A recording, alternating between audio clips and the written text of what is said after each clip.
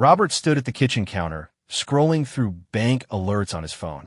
The evening was quiet, the sleepy suburb outside his window settling in for the night. But inside him, a familiar unease began to rise. He was not paranoid. After 20 years of marriage, he was used to trusting, not snooping without reason. But the numbers on the screen would not let him rest. The same charge every 2 weeks. Same amount. Same place. Motel Sun Valley. Robert's eyes narrowed. A cheap motel across from his office. The kind of place truckers pulled into, where cars sat without plates, where nobody asked questions. He read the line again, as if hoping he'd misread it. But the numbers were clear, cold, merciless. Damn. He breathed, and something inside him cracked. Upstairs, Nicole stood in front of the mirror, fixing her hair. Lately, she had been giving herself too much attention.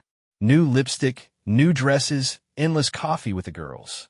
It all sounded too easy, too often. Robert noticed the changes but brushed them off. Work, stress, age. He did not want to believe a crack had opened in his home. But tonight showed him the crack was already there. He closed the phone and poured himself a glass of bourbon. The burn in his throat did not dull his thoughts. Nicole walked out of the bedroom, glowing in a tight dress, looking less like she was off to see a friend and more like she was headed on a date. "You going out late again?" Robert's voice came out harsher than he intended. "Yeah," Nicole smiled lightly, adjusting her earring. "The girls want to talk about our trip to Miami. I would not be late." He stared at her in silence. Inside, he was boiling, but his face stayed cold. "Miami, right?" he muttered, pretending to return to his phone. Nicole kissed his cheek and left. The door slammed a little too loudly. Robert sat still.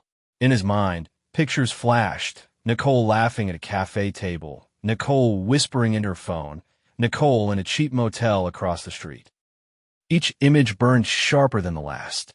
He opened his laptop and pulled up the statement again. Dates. Times. It all lined up. Every coffee with the girls matched another charge at that damn Motel Sun Valley. Robert remembered when, a month ago, Nicole came home at dawn saying she stayed late at Jessica's. Back then, he believed her. Tonight, he did not. His heart pounded like he was gearing up for a fight. He was a man used to solving problems, not enduring them. At work, he led teams, closed deals, kept his word. But now it was all collapsing where the word trust was supposed to be unshakable. He poured another bourbon, but his hands trembled. The thought he tried to bury now stood right in front of him. Nicole was betraying him. He leaned back in the chair, clenched his fists, and closed his eyes. In his mind, a scene flashed. A motel door, him bursting inside, and everything laid bare. Too clear. From that moment, there were no more doubts. The crack had turned into a chasm. Robert stood, paced the room, stopped by the window. The neighbor's house glowed with light, kids squealing somewhere inside. His own house sat in silence, like a tomb. In that silence, he heard the answer he did not want to face. Everything had already changed. A cold wave of resolve rose in him. He would not scream or beg. He would not ask. He would wait. And when she went to see her friend again, he'd be right behind her. Robert exhaled heavily and glanced at the photo on the wall. Their wedding day, smiles, vows, promises. Now it all felt like a cruel joke. His phone buzzed. A message from Nicole. "Do not wait up. I might be late." He gripped the phone hard. That little heart at the end felt like spit in his face. "Stay out late, Nicole," he muttered through his teeth. "Just know, your game is almost over." And in that moment, he realized there was no turning back. Robert woke up early before dawn. Normally, he'd get up calmly, pour himself a coffee, and head to work. But now, every morning started the same way, with a check. He unlocked his phone, skimmed through messages, then pulled up the bank statement again, though he already knew every date and number by heart. Motel Sun Valley, branded into his memory like a burn. He sat at the table and, for the first time in years, began writing by hand. Date, time, Nicole's excuse, the amount. He felt like a detective in his own house. But this was not a game. It was a war, and the enemy carried his last name. Nicole walked into the kitchen in her robe. Her hair neatly tied, her gaze calm, her voice soft. "Morning. You re-up early." Robert nodded without looking at her. "Work." She smiled and kissed his cheek. Her lips smelled of strawberries. He noticed new lipstick. Again. And right then, he knew. He'd start keeping track of everything she did. Every move, every little detail. Because only then could he catch the truth. That afternoon, Robert drove past the motel. At first, just to see. The license plates were filthy, half of them smudged. The facade was peeling, the neon sign flickering. He pulled into the lot across the street and sat there, staring. Inside, he was boiling. To picture Nicole here felt like humiliation, a spit on his dignity. He raised his phone, snapped a photo. Address. Time. Evidence. From that moment, the game began. That evening, Nicole said she was going to have dinner with the girls. Robert nodded. He even smiled. But as soon as the door shut behind her, he grabbed his keys and followed. Nicole's car did not head toward the usual grocery store. Robert kept his distance, headlights off. The road bent toward downtown, then an abrupt turn. And there it was, her car rolling slowly into the parking lot of Motel Sun Valley. Robert's chest tightened like steel bands. Everything confirmed. He sat behind the wheel, gripping it until his fingers went white. Every part of him wanted to storm inside right then, but a colder voice spoke up. Not now. Wait. You need more. Let her expose herself. He watched Nicole get out of the car. Tight dress. Heels. Her steps were confident. Too confident for a girl's night out. Seconds later, he appeared. Justin.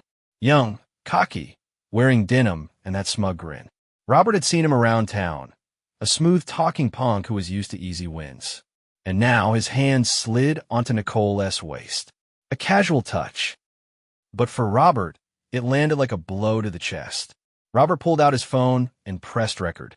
His voice came out rough but steady. Time, 9:47 p.m. Nicole, Motel Sun Valley, meeting with another man. The words sounded like a report, cold and precise. He was collecting evidence the way he'd prepare a business deal. But this was not about work, it was about his life. He stayed in the car. Minutes crawled by like hours. He pictured what was happening behind those thin, dirty walls. Each imagined detail cut deeper than the last. And at that moment, he realized he'd gone too far to stop. The night dragged on in silence. Nicole returned just before dawn, acting as if nothing had happened. She tiptoed inside, slipped off her heels, crept into the bedroom. Robert lay there with his eyes closed, pretending to sleep. His breathing was steady, but inside was a storm.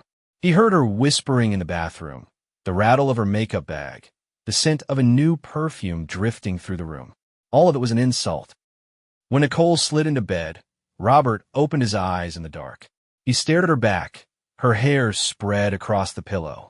Play your game, Nicole, he thought. Soon you'll learn how it ends. That night was the turning point. Robert was no longer the husband who believed. He became the man waiting for the strike. He was not rushing. He was patient.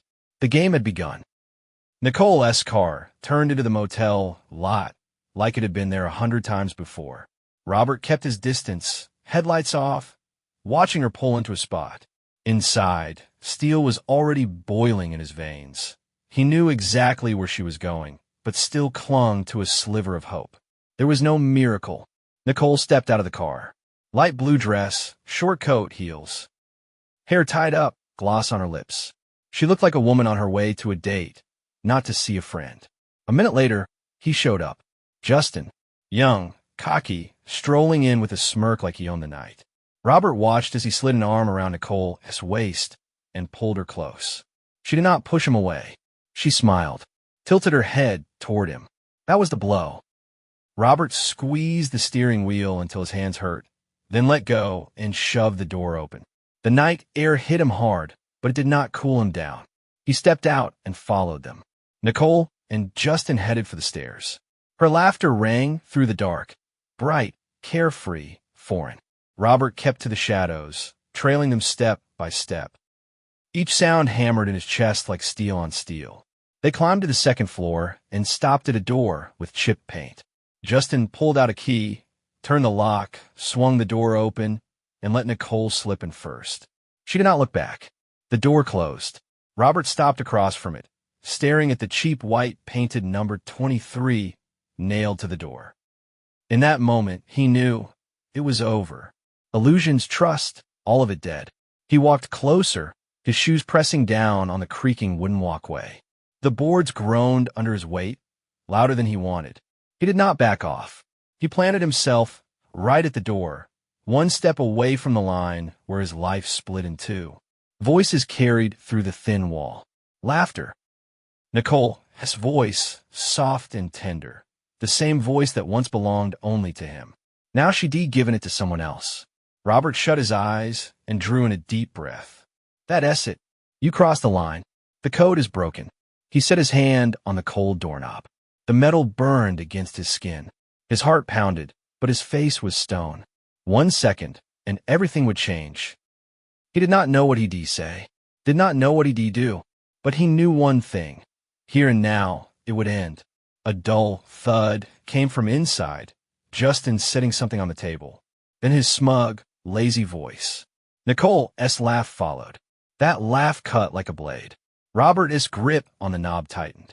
His jaw locked, knuckles turned white. Enough. The game is over. And he shoved the door open. The door slammed against the wall, so hard the sound tore through the hallway. The foul, smoke-stained motel room froze at that crack. Nicole and Justin spun around as if they'd been hit by electricity. Robert stood in the doorway. Broad shoulders, stone-cold face, eyes burning with frozen rage. He did not yell, did not waste words. His presence alone was the verdict. Shit, Justin muttered, backing up. What the hell? Nicole's face went pale, her lips trembled. Panic flickered in her eyes, followed by a pathetic attempt at an excuse. Robert, it's a joke, just a prank, shut up, while you still can. His voice cut her off, cold and flat. The low, steady tone in that silence hit like a hammer. Justin, trying to act tough, straightened up and took a step forward. His cocky smirk had not vanished completely, but fear cracked through it. Look, man, do not make a scene. We adults here. She came on her own. Robert stepped closer. His face did not change, but his stare drilled straight through. I am not your man. You just a boy who picked the wrong woman. Justin tried to smirk again, but it came out crooked. He lifted his hands in fake calm. Hey, relax. Let us just talk.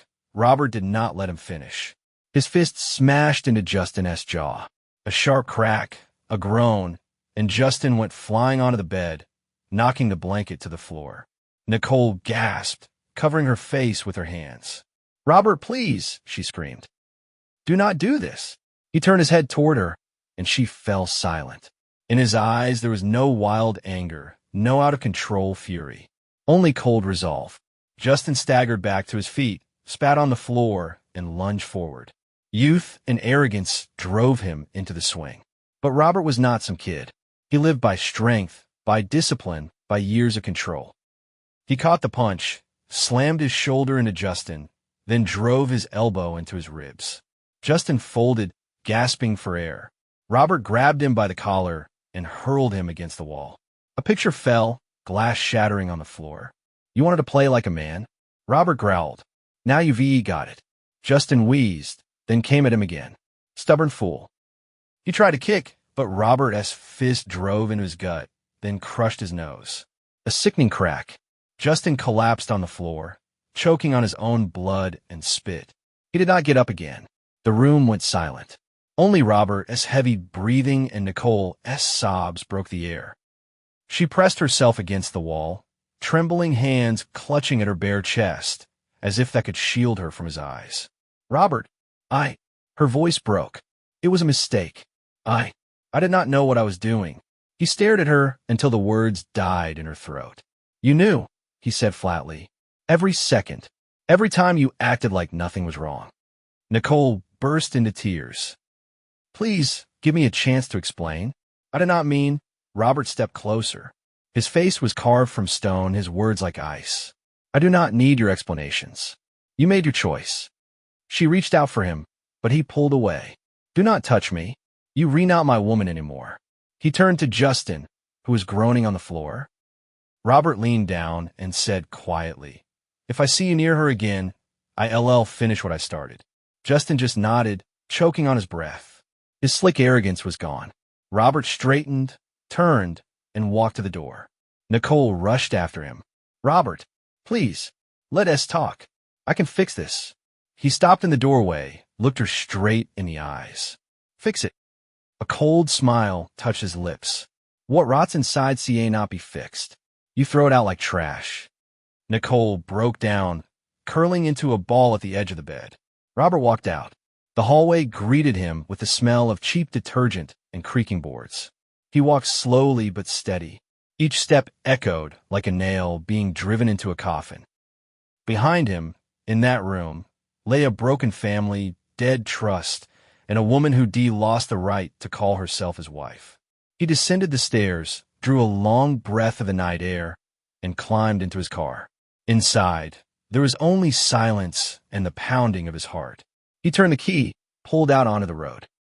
The headlights cut through the darkness, and for the first time in weeks, Robert felt clarity. It was over, and he had written the ending himself. Robert came home just before dawn. He did not turn on the lights, did not make a sound. He simply sat down on the couch in the living room and poured himself a bourbon. The glass rested steady in his hand. No trembling, no wasted movement. Inside, everything was cold and clear. He waited. The clock on the wall ticked loudly. Outside, the sky was starting to pale. Soon he heard the sound of a car pulling into the driveway. Nicole was back. The door opened slowly, as if she were afraid to step inside. Silence filled the house. Then came her footsteps. She stopped when she saw him. "Robert," her voice shook. I did not know where else to go." He did not answer. He took a sip of bourbon and set the glass on the table. His eyes were heavy, direct, carrying not a trace of doubt. "Your things are upstairs. Suitcases by the closet.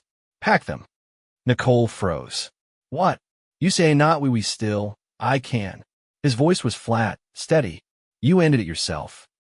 She took a step closer, reaching out as if to touch him. "I made a mistake. I swear it meant nothing. It was just a stupid moment." "A stupid moment that lasted for months," he cut her off. "A stupid moment you paid for with my card. A stupid moment where you looked him in the eye and laughed. Do not lie." Nicole shrank back, tears spilling down her face. "Robert, please give me a chance. I love you." He stood. His size and presence filled the room instantly. "Love does not betray, Nicole. You did." She covered her face with her hands, choking on sobs. "Where am I supposed to go? I have no one but you." "That's your problem now." He turned toward the window. "You've got Justin. Go to him." Nicole shook her head. "I do not want him. It was a mistake. Only you are real to me." Robert looked at her and let out a dry laugh, without a shred of warmth. "The only time I was real to you was when I was paying the bills and keeping a roof over your head. When you came home in new dresses and lied about the girls. Now this real man is telling you, you're free." He pointed to the stairs.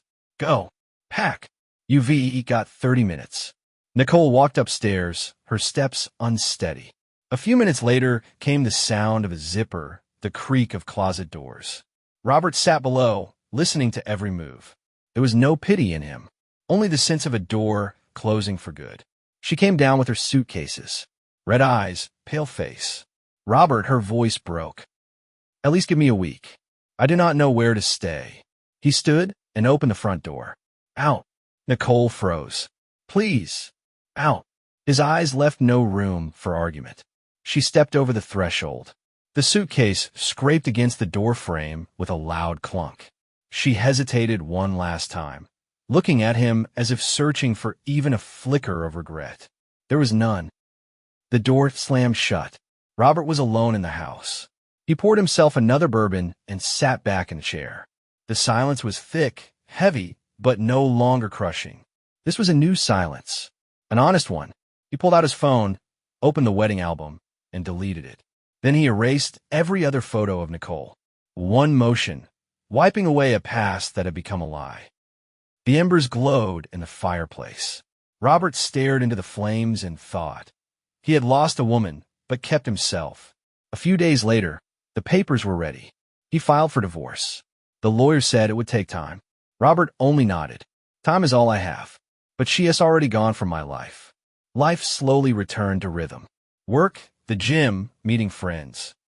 People noticed he had grown quieter, but in his eyes there was something new, a calm strength. He no longer made excuses for anyone.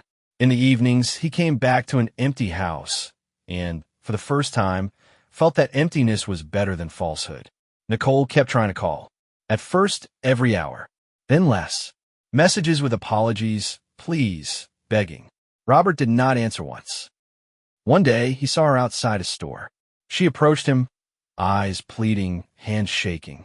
"Robert, I still love you." He looked at her calmly, evenly, and said, "I do not know you anymore." And he walked away.